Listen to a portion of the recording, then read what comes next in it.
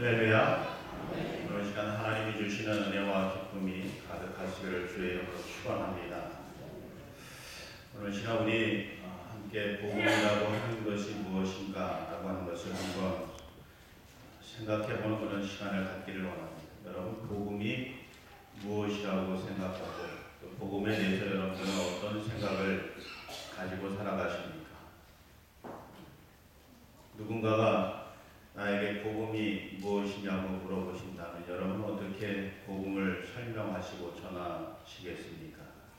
복음이라는 것이요, 다 나름대로 여러분들이 정의하시고 또 가슴에 믿고 계시리라 그렇게 생각이 되지만, 오늘 시간 좀 우리 자녀들과 함께 예배드리는 가운데 우리 자녀들에게도 정말 이 복음이 무엇인지를 분명하게 좀 배워보는, 또 가슴에 새기는 그런 시간을 갖기를 원합니다. 여러분, 우리가 복음을 전한다. 그리고 이 복음으로 주어지는 삶의 축복은 어떤 것들이 있는가? 이렇게 이야기할 때 이 복음은 세 가지로 설명할 수가 있습니다. 우선 이 복음이라고 하는 정의를 보게 되면 헬라어 유앙겔리온이라고 하는 그 단어를 쓰고 있는데, 그 뜻은 기쁘고 좋은 소식이라 라고 하는 거예요. 복음은 다시 이야기하면 기쁘고 좋은 소식이다. 누구에게 기쁘고 좋은 소식이냐면 바로 저와 여러분들에게 기쁘고 좋은 소식이라는 겁니다. 뿐만 아니라 세상에 있는 모든 사람들에게 있어서 기쁘고 좋은 소식이라는 거예요. 근데 이것이 사람들에게는 다 각기 다르지요. 사람들마다 생각하는 기쁘고 좋은 소식이 다 다르다는 거예요. 어떤 분들은 사업이 잘 돼서 돈을 많이 벌었을 때 기쁘고 좋다고 이야기를 하고 그 소식을 전하는 분들이 있습니다. 야, 이 사업을 했더니 돈을 많이 벌었다. 나 정말 기쁘다. 좋다. 너도 이거 한번 해봐라. 라고 소식을 전하는 그런 분들도 있을 겁니다. 또 어떤 분들은 자녀들이 잘 됐다고 해서 좋은 대학에 들어가고 또 좋은 직장에 취직을 해서 기쁘고 즐겁다고 전하는 소식, 이거를 기쁘고 좋은 소식이라고 이야기할 수도 있을 것입니다. 그렇지만 성경이 우리에게 가르쳐주고 있는 기쁘고 좋은 소식은 사실 그런 것이 아닙니다. 성경이 우리에게 말씀해주고 있는 기쁘고 좋은 소식은, 즉 복음이라고 하는 것은 무엇이냐면, 우리가 죄로 인해서 죽을 수밖에 없는 그런 사람들이었는데 그 죄로부터 죄사함을 받고 영원한 생명을 얻게 되었다라고 하는 소식인 것입니다. 우리가 로마서 6장 23절 말씀에 보시면 죄의 삭은 사망이라 그렇게 선언하고 있습니다. 누구든지 죄를 짓게 되면 그 죄로 인해서 죽게 된다는 거예요. 육신적인 죽음뿐만이 아니라 영적인 죽음을 당하게 된다는 것이죠. 그래서 영원한 생명을 얻어서 천국에서 기쁨을 누리며 살아가지 못하고 지옥에서 영원히 고통을 받으며 살아가는 그런 삶을 살게 된다는 것. 무엇 때문에? 죄로 인해서 그렇다는 거예요. 우리가 이 땅에서 사는 동안에 짓는 죄, 행위로 짓는 죄, 마음으로 짓는 죄, 이 모든 것들로 인해서 우리가 죽을 수밖에 없는, 그리고 지옥에 갈 수밖에 없는 그런 존재였는데, 그런 존재에서 우리가 기쁨이 충만한 천국에서 살 수 있는 그런 존재로 바뀌게 되었다는 거예요. 그 죄를 사함을 받게 되었는데 그 사함을 받게 된 이유가 무엇이냐면, 우리의 행위로, 선한 행위로 이 죄를 용서받는 것이 아니라 하나님께서 우리에게 선물로 보내주신 예수 그리스도를 통해서 이 모든 죄가 사함을 받게 되었다라고 하는 소식입니다. 이것으로 인해서 우리가 죄사함을 받아서 영원한 천국의 기쁨을 누리며 사는 그런 존재가 되었다라고 하는 것을 전하여준 이 소식이 우리에게는 정말 기쁘고 좋은 소식이라는 것이죠. 여러분, 이 죄라고 하는 것에는 반드시 대가를 치르게 되어 있습니다. 그래서 우리가 이 땅에서 살아가는 동안에 마음으로 짓는 죄들은 우리가 양심에 찔려서 고통당하는 그런 아픔, 또 대가를 치러야 되고, 또 행위를 짓는 죄에 있어서는 감옥에 가거나 그에 따른 처벌을 받게 되기도 하고 그럽니다. 그와 마찬가지로 우리 영적인 죄, 다시 말하면 우리가 하나님과 같이 되려고 하는 이것이 사실은 우리 죄에 있어서 가장 근본적인 문제입니다. 여기에서부터 우리 모든 죄의 문제들이 파생이 되어지는 거죠. 사람이 하나님과 같이 되려고 하는 것.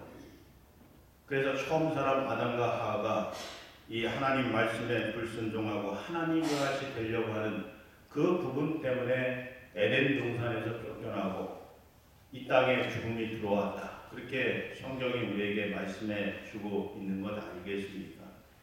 그 이후로 오늘 이 시간까지도 우리도 알게 모르게 하나님과 같이 되려고 하는 그런 모습이 있다는 거예요. 우리가 신앙의 삶을 살면서도 정말 우리 모든 인생의 생사화복을 주관하시는 분이 하나님이시나 그렇게 인정하며 우리가 얼마나 살고 있느냐라고 하는 거죠. 때때로 나도 모르게 내가 하나님과 같이 되어서 내 인생의 주인은 하나님이 아니라 나라고, 내가 내 인생의 주인이라고 그렇게 생각하며 살아갈 적이 얼마나 많느냐라고 하는 것입니다. 이 문제로 인해서 우리가 하나님으로부터 멀어지게 되는 것이고 영원한 생명의 삶에서 우리가 누리지 못하게 되는 그런 존재가 되어버렸다. 그러나 이러한 삶에서 다시금 우리가 영원한 천국의 삶을 이 땅에서부터 누리며 살아갈 수 있도록 인도해 주신 하나님의 사랑이 우리 가운데 임하게 됐고 그 사랑의 결정체가 바로 예수 그리스도시라는 거예요. 그분이 십자가에 달려 흘리신 피의 공로를 의지하며 우리가 죄를 고백할 때마다 우리의 원죄로부터 행위로 이어지는 그 모든 죄까지도 다 사함을 받아서 우리가 죽지 아니하고 영원한 생명을 얻어 천국의 기쁨을 누리는 복 있는 믿음의 사람들이 되었다라고 하는 것이 기쁘고 좋은 소식이라는 거예요. 이것이 복음의 첫 번째 소식인 것입니다. 우리 죄를 사해 주시기 위해서 하나님께서 독생자 예수 그리스도를 이 땅에 보내주셨고 그를 믿고 영접하는 자마다 멸망하지 아니하고 영원한 생명을 얻게 해 주셨다라고 하는 소식인 것입니다. 두 번째로 여러분, 복음이라고 하는 것은 우리 죄를 대신해서 죽으셨던 예수님께서 사흘 만에 다시금 살아나셨다는 거예요. 죽음에서 다시금 살아나셨다라고 하는 거예요. 다른 말로 이야기하면 예수님이 부활하셨다라고 하는 것입니다. 여러분이 부활의 소식이 우리에게 기쁨이 되는 또 좋은 소식이 되는 이유가 무엇이겠습니까? 우리도 예수님과 같이 죽었다가 다시 사는 부활하는 그런 존재가 되기 때문에 그런 것입니다. 이 일을 위해서 예수님께서 죽으셨다 다시 살아나시는 본을 우리에게 나타내 보여주신 것이지요. 여러분, 우리 모든 사람들이 가장 두려워하는 것이 무엇이에요? 이 세상을 살아가면서 가장 우리를 고통 가운데 빠뜨리는 일이 무엇이냐라고 하는 것이죠. 죽음이라고 하는 것. 질병, 이것도 나중에는 죽음으로 이어지는 거예요. 그래서 사람들이 죽지 않기 위해서 부단히 노력하고 애를 쓰는 것 아니겠습니까? 그래서 어떤 왕은 죽지 않기 위해서 불로초를 구하기 위해서 평생을 고생하였지만 그러나 한번 사람이 죽는 것은 하나님께서 정하신 이치이기 때문에 한 사람도 죽지 않는 사람이 없습니다. 오늘 시간 저와 여러분들도 하나님의 때가 되면 다 죽음을 맛보게 되어 있습니다. 근데 그 죽음의 권세가 얼마나 큰지 이로 인해서 우리가 두려움 가운데 빠지게 되고 그 권세를 이용한 사단의 권세에 짓눌려서 우리가 하나님을 멀리하는 삶을 살아가기도 한다는 것입니다. 근데 이런 죽음의 권세를 예수님께서 이기시고 부활하셔서 지금 하나님 계시는 천국의 보좌 우편에 앉으셔서 다시 오실 때를 기다리고 계신다라고 성경이 우리에게 증언하고 있는 것 아니겠습니까?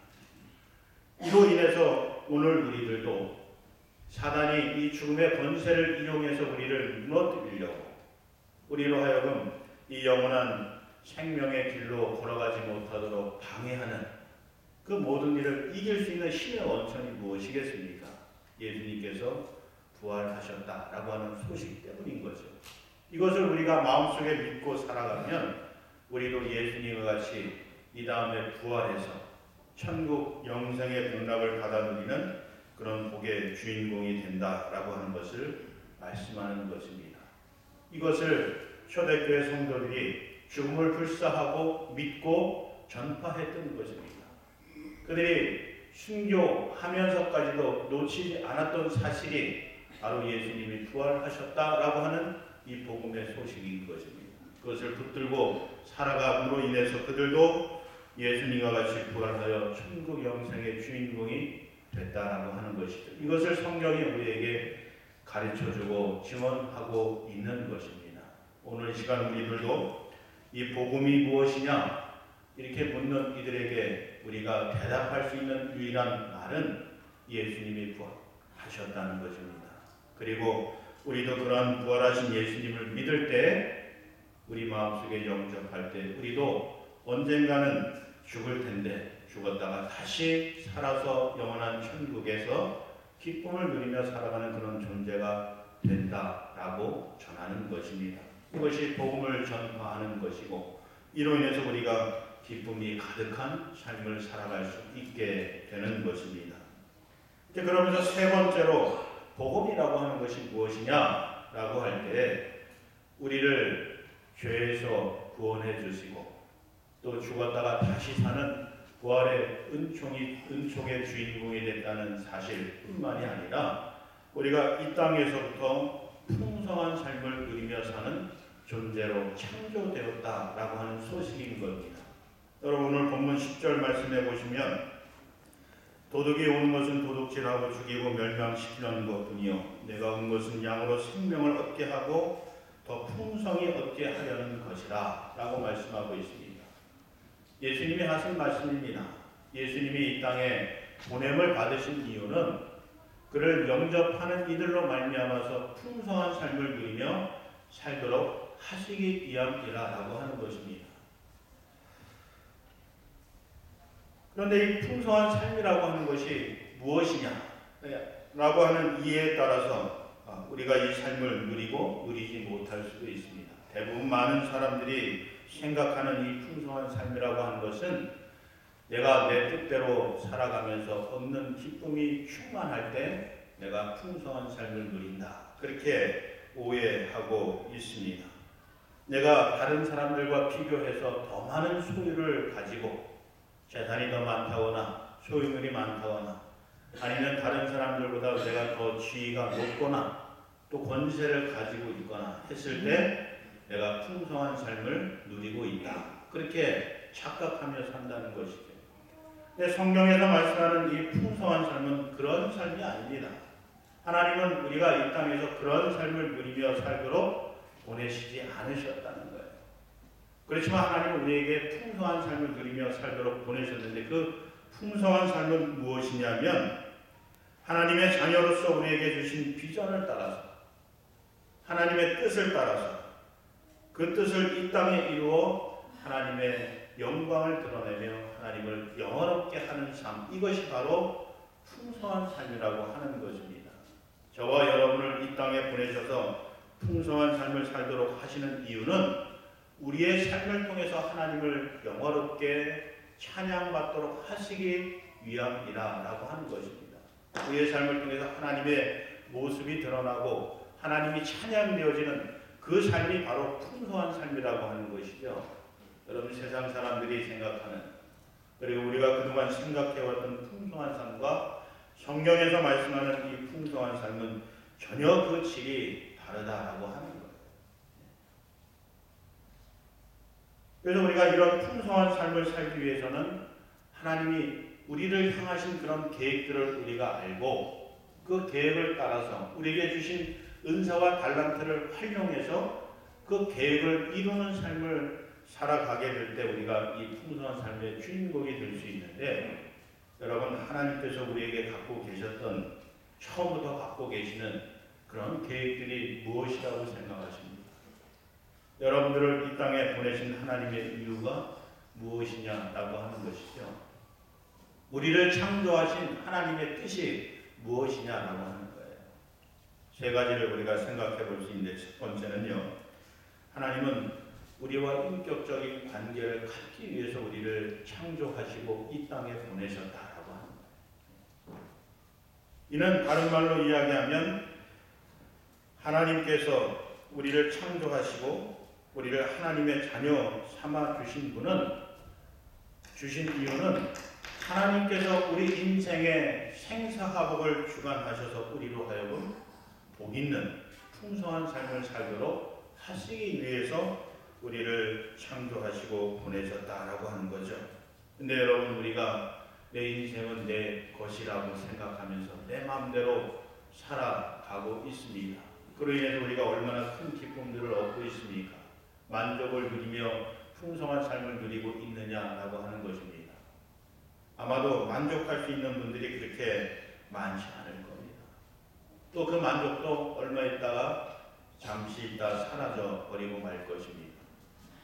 영원히 이 기쁨과 만족이 우리 가운데 사라지지 않으려고 한다면 우리 인생을 주관하시는 하나님, 그분을 인정하고 그분과 인격적인 만남과 교제를 가지면서 우리 인생을 내어 맡길 때 그분이 우리를 복 있는 삶으로 인도하시고 그분이 주시는 기쁨이 우리 가운데 충만하게 되는 그런 풍성한 삶을 우리가 누리며 살게 된다라고 하는 것입니다.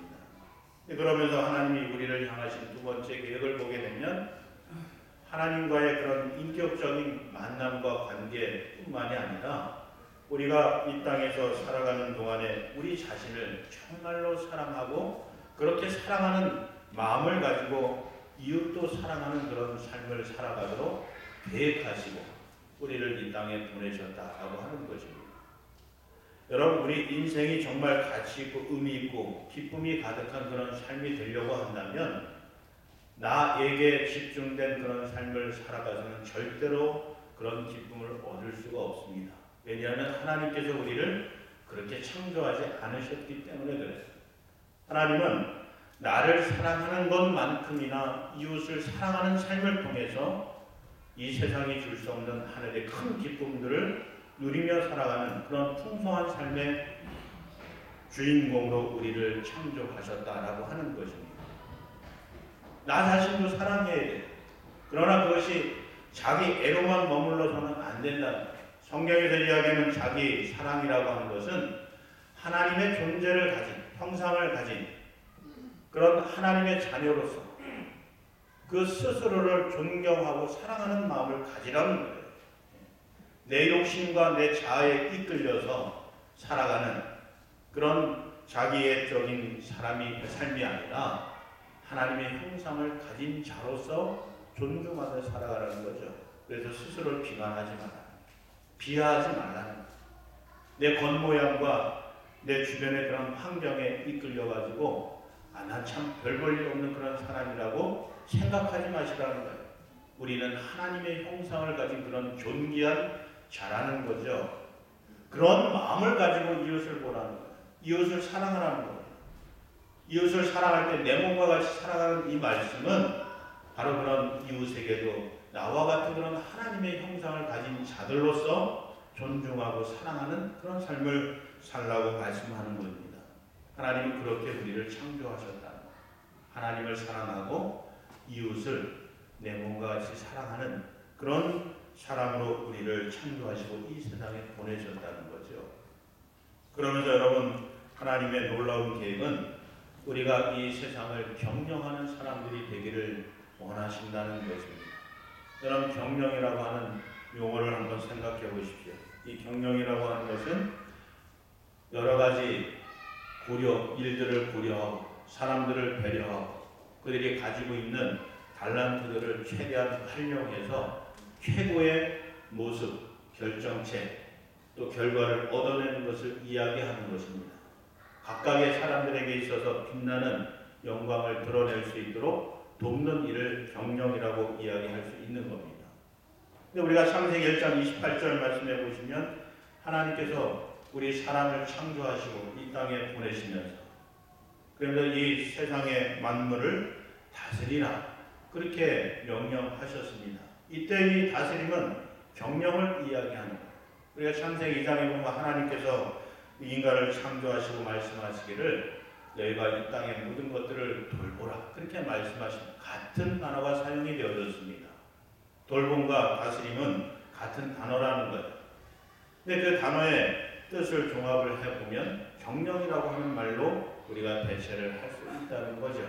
다시 이야기하면 여러분, 이 다스림을 우리가 잘못 오해해서 내 것으로 소유하고 만들고 파괴하고 지배하고 억압하는 그런 일들로 사용을 해왔습니다. 그러나 하나님께서 처음부터 우리에게 갖고 계셨던 계획은 우리가 그것을 그렇게 파괴하는 존재로 우리를 세우신 것이 아니라는 것입니다. 우리를 경영자로 세우셔서 이 세상의 모든 피조물들로 하여금 그 것들을 통해서 하나님의 영광이 드러나도록 하는 일에 우리를 경영자로 세우시고 부르셨다라고 하는 것이죠. 여러분, 그래서 우리가 이런 경영의 마음을 가지고 돌보고 또 사랑하는 그런 마음을 가지고 피조물들을 대하게 될 때 그것들을 통해서 하나님의 영광이 드러날 수 있다라고 하는 것입니다.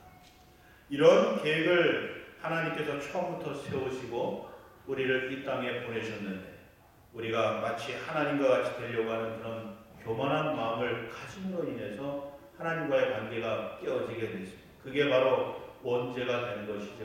그 죄로 인해서 우리는 계속해서 죄 가운데 있게 된 거고, 그 죄로 말미암아서 우리가 영적으로 죽어 하나님으로부터 멀어지게 되고 천국의 삶을 누리지 못하게 되고 이 땅에서도 풍성한 삶을 누리지 못하게 되었다라고 하는 것입니다. 그래서 이 관계를 회복시키시기 위해서 하나님께서 예수 그리스도를 이 땅에 보내주셨고, 그를 믿고 영접하는 자마다 죄사함을 받고 구원을 받는 은총을 누리면서 또 예수님과 같이 부활하는 역사의 주인공이 되게 해주셨다라고 하는 것이 바로 복음인 것입니다. 기쁘고 좋은 소식이라고 하는 것입니다. 그러면서 우리가 이 땅에 사는 동안에도 하나님이 우리를 향하여 가지고 계셨던 이 놀라운 계획들, 이것을 우리가 다시 한번 깨닫고 그런 삶을 살아감으로 인해서 하나님 뜻을 이루어드리고, 그러면서 하나님을 영화롭게 하고, 그로 인해서 하나님이 주시는 그 기쁨이 우리 가운데 충만하게 되어질 때 우리의 삶이 풍성한 삶이 된다라고 하는 것입니다. 이게 구원의 좋은 소식, 기쁜 소식이 되는 것이고, 이것을 우리가 알지 못하는 이들에게 전파하는 것이 바로 복음을 전하는 것이다 라고 하는 것입니다. 오늘 시간 이런 복음을 우리 마음속에 믿고 또 그것을 붙들고 살아가는 가운데 하나님이 주시는 그런 구원의 기쁨이 저와 여러분 가운데 충만하시기를 바라고, 또 우리가 이 땅에서 살아가는 동안에도 우리가 하나님의 계획대로 살아감으로 인해서 우리에게 허락하셨던 풍성한 삶의 주인공이 되시는 저와 여러분들이 되실 수 있기를 주의 이름으로 축원을 드립니다. 기도하겠습니다. 사랑이 많으신 아버지 하나님, 우리를 사랑하셔서 독생자 예수 그리스도를 우리에게 보내주시고 우리 죄를 사해 주시며 구원해 주심을 감사드립니다. 무엇보다도 그 예수님을 다시 살리셔서 영원한 천국에서 우리의 대언자가 되게 하시고 우리에게도 다시 사는 부활의 기쁨과 영생의 복락의 주인공이 되게 하심을 또한 감사드립니다. 이 땅에서도 예수님으로 말미암아 하나님과의 관계가 회복되게 하시고 하나님의 계획에 따라 사는 풍성한 삶을 통해 주시는 하늘의 큰 기쁨들이 충만한 풍성한 삶을 살게 하여 주시옵소서. 그래서 우리 모든 성도들 입술을 통해서 감사가 넘치게 하시고 또 하나님을 찬양하는 소리가 넘쳐 흐르게 하여 주셔서 온 땅에 하나님의 나라가 확장되고 역사하심이 충만할 수 있도록 인도하여 주시옵소서. 이 모든 것을 우리 주 예수 그리스도의 이름으로 감사하며 기도드리옵나이다.